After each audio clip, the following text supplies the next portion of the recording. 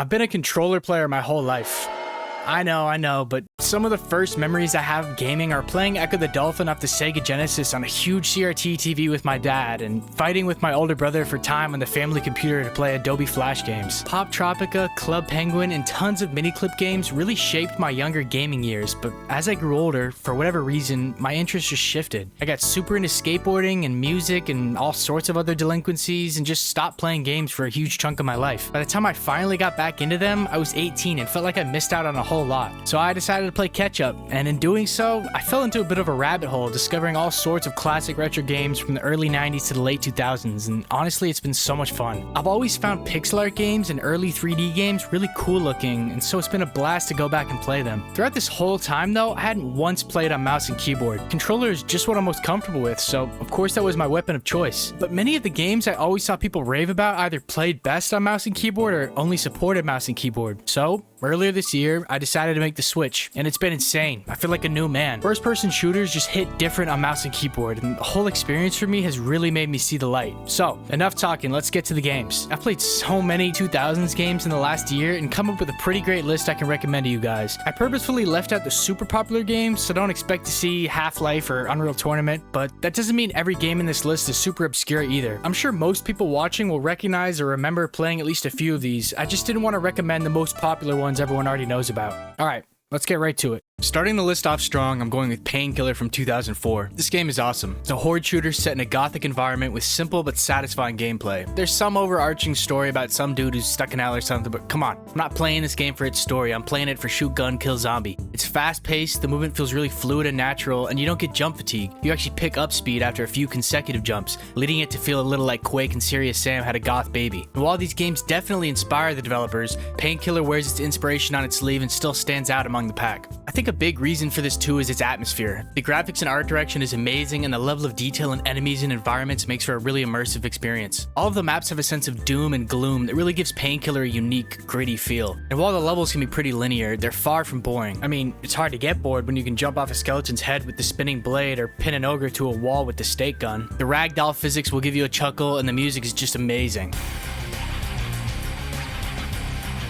There's no better genre of music you can listen to while fighting swarms of enemies besides heavy metal. Just gets that blood rushing. Painkiller is really just a great 2000s arcade type shooter that if you haven't played before, I'd highly recommend. Also, it's only $10 on Steam for hours of adrenaline pumping goodness. I rate it 10 out of 10 V-Bucks. Next on my list is The Operative, No One Lives Forever from the year 2000. This game feels and plays like a classic 60s spy movie. It's goofy, well written, and has a great deal of charm. It's probably the only game on this list with a story I cared about. You play as the British secret agent Kate Archer, embarking on missions to defeat bad guys and save biophysicists. Typical spy stuff, of course. It's a mix of an FPS with stealth elements that gives you a variety of ways to complete your objective. You can run and shooting like a madman, or crouch around inconspicuously taking enemies down from the shadows. It does a really great job of breaking up its overarching story into like 30-minute-ish missions, and each mission is broken down into mini-missions called scenes. And the gameplay is just amazing. There's a huge loadout of guns to choose from, an array of gadgets any self-respecting secret agent would hold, but for the most part, you're just gonna be running around shooting dudes. All of the guns feel really great to use, but my personal favorite has to be the sniper.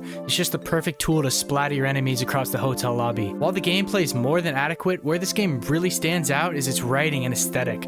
The No One Lives Forever game designer Craig Hubbard stated, "Our primary aim was to make the player feel like a hero of a 60s action movie. We came up with a list of characteristics we felt were necessary to achieve our objective." I think they absolutely blew it out of the park, and their influence shines bright, from the groovy character outfits, perilous missions, cheeky dialogue, and plot twists akin to any 60s spy movie. It's also really funny. The enemies have all sorts of random one-liners when they die, and some of the dialogue between characters is just hilarious. There's only a few things I didn't like about the game. Stealth is sometimes kinda impossible when the AI can hear you no matter how quiet you're creeping. This didn't really bug me too much, considering I'm impatient and would much rather just run around shooting than be sneaky, but I can definitely see it getting on some people's nerves. And while the story is really entertaining, all of the cutscenes are unskippable and sometimes like 10 minutes long, which can especially be really annoying if you die without remembering to save and then have to watch those same cutscenes over and over again. Despite a few gripes, I love this game. It's really one of a kind and I highly recommend it. You can download it for free on abandonware.com, but I definitely recommend downloading the Modernizer mod as well, which fixes issues with resolution and mouse sensitivity. And lastly, make sure to override the high DPI scaling behavior under the compatibility tab, or else your game might be all zoomed in and weird. I actually played and recorded footage for like 2 hours like this without realizing. Anyways, I give it a 10 out of 10 and it's free, so just go get it. Next up, we got Soldier of Fortune.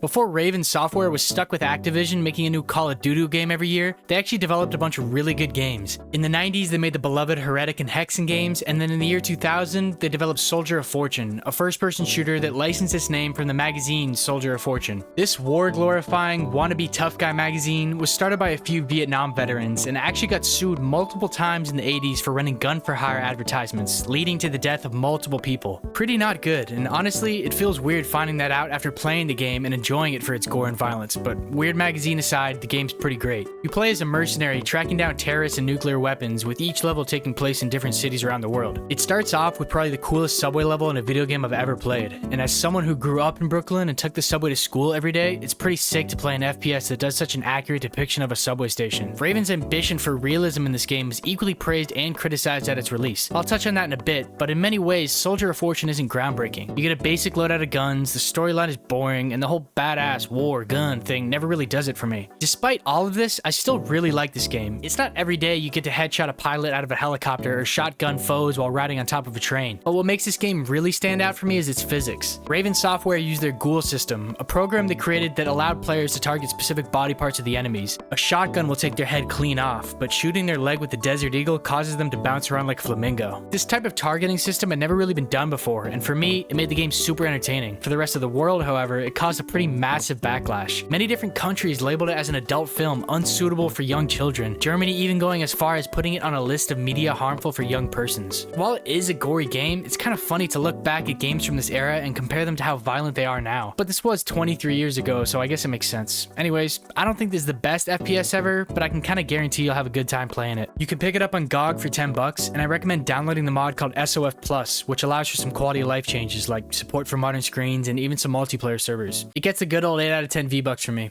So yeah, there's 3 games you can play right now that you'll have fun with, I promise. I hope you guys enjoyed this video. If there's any other games you want me to play or talk about, let me know in the comments, and I'll see you in the next one. Peace.